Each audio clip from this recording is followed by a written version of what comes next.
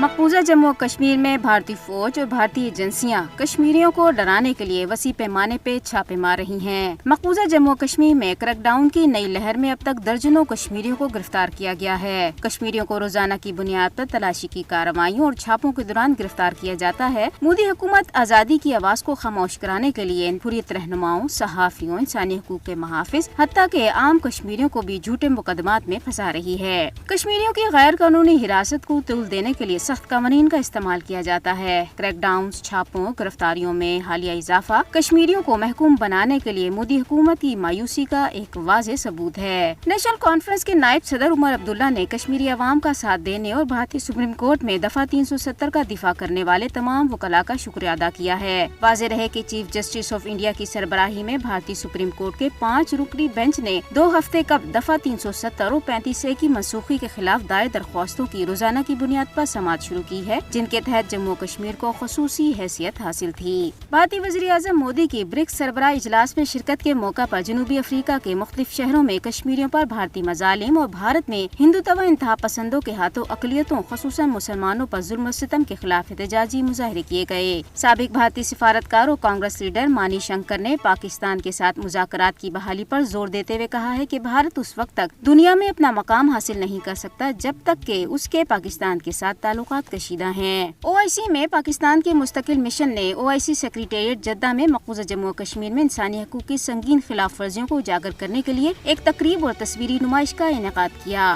OIC میں پاکستان کے مستقل مندوب فواد شیر نے اس موقع پہ کہا کہ بھارت نے 5 اگست 2019 کو کشمیر کی خصوصی حیثیت کو منسوخ کرنے کے بعد اب مقبوضہ علاقے میں آبادی کے تناسب کو بگاڑنے اور سیاسی منظرنامے کو تبدیل کرنے کی مہم شروع کی ہے، جس کا مقصد کشمیری عوام کو ان کی اپنی سرزمین پر ایک بے اختیار اقلیت میں تبدیل کرنا ہے۔